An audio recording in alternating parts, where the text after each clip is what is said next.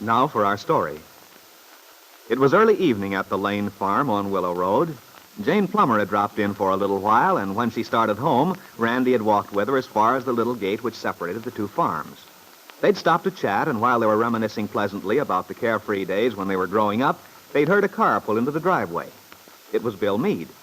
Jane had called him over and introduced him to Peggy's cousin, for the two young men had never met before.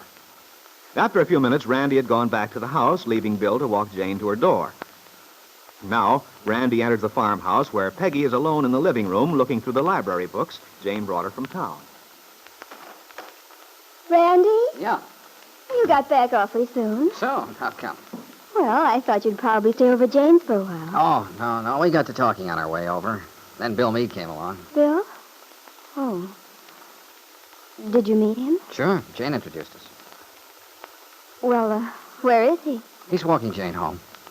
I thought I'd better come in. I promised Mom I'd fix the ironing board, and she said she was going to need it first thing tomorrow morning. Oh, well, I'm glad you're going to do something about that darn thing. There's a bad habit of collapsing all of a sudden. We've been struggling with it for weeks. Well, you won't have to anymore. You know me, the old fixer-upper. Yes. You're a very handy man to have around the house. Well, that's my loyal little cousin. It isn't just loyalty. I really mean it. You've no idea how much it matters to a woman, knowing a man can take care of little things like that. To a woman. Funny, I can't get used to the idea. Well, I am a woman. Oh, yeah, sure you are, but... Well, I keep remembering that little girl with long curls I said goodbye to when I went overseas. You sound as if you like her better than you like me. No. But I think I knew her better. This new gal rather puzzles me. Puzzles you? How, Randy? I thought I was as simple as a glass of water. Whatever made you think that? You're anything but. Well, Randy, if there's something you'd like me to explain, I'd be very happy to oblige.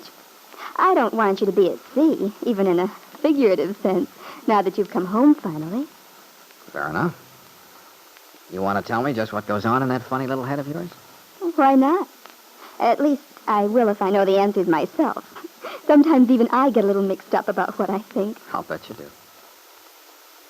Well, I'm waiting. Aren't you going to ask me questions?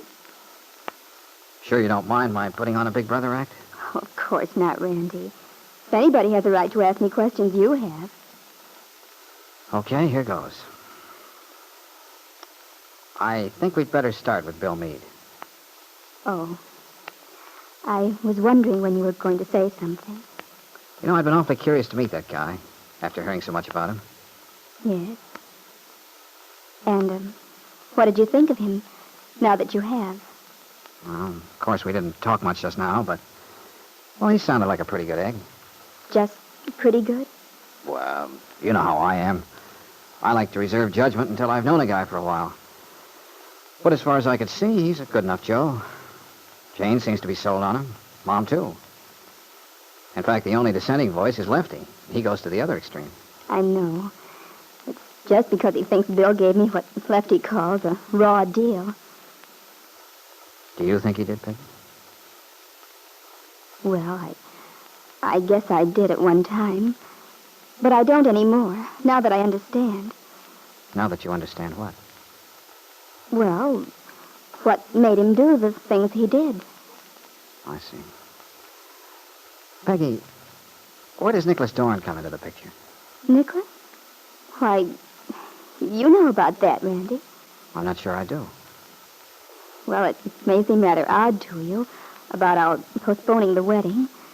But, you know, Randy, that was Nick's idea, not mine. I'm perfectly willing to marry Nicholas. Isn't willing a kind of funny way to put it, Peggy? You don't marry people because you're willing to. What I meant was, Nicholas isn't willing to marry me. Of course not.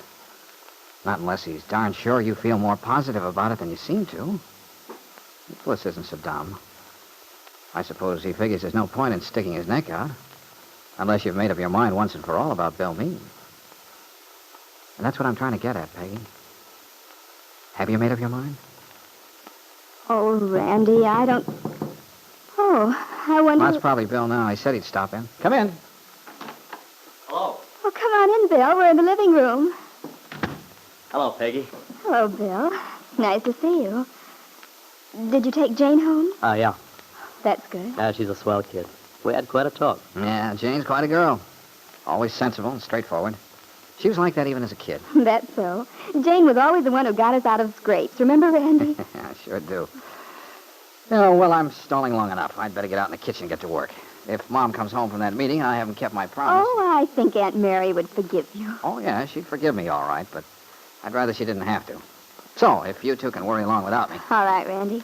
I'll come out and make some chocolate after a while. Oh, fine. See you later, Bill. Yeah, Randy. Your cousin's quite a guy. I like him. I'm glad. I've always thought you would. Well, Bill, how have you been? Pretty good, Peggy. How about you? Oh, everything's been calm and peaceful out here, as usual. You're lucky. Calm and peaceful. Actually, I can hardly remember what those words mean. Oh, never mind, Bill.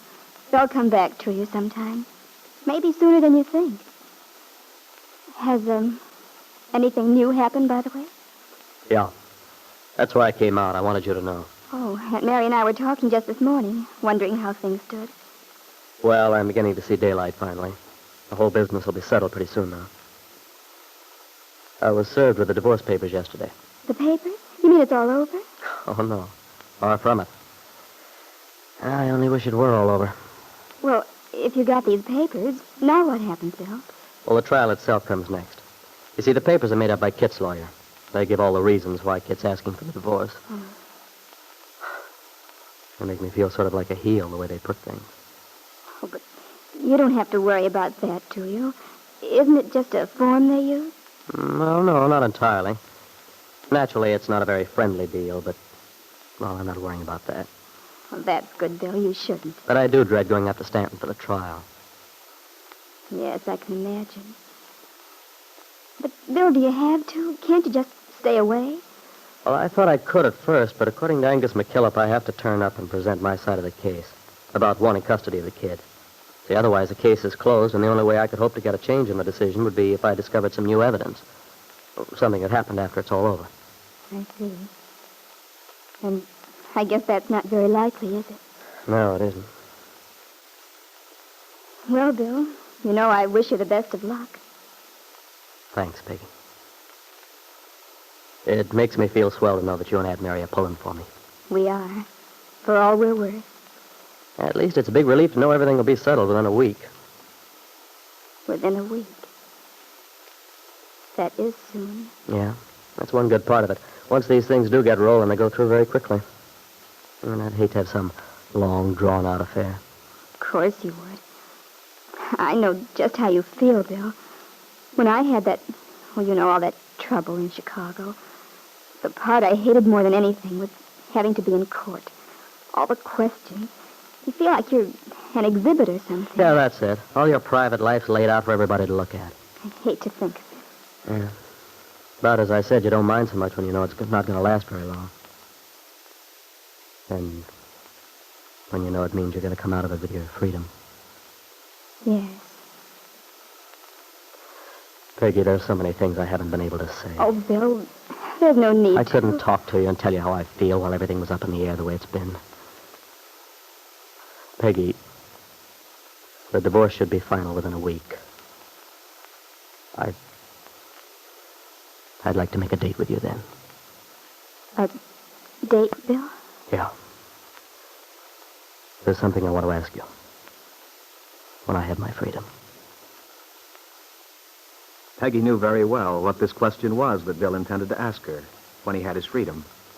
And yet, even if he were free, there was still an obstacle between them. There was still his baby son, the child whose mother, Peggy thought, to be Kit Meade. When she remembered that fact, what could her answer be? But what Peggy Douglas didn't know was that this obstacle was not real. For the child Bill believes to be his is really Lisa Fenner's son.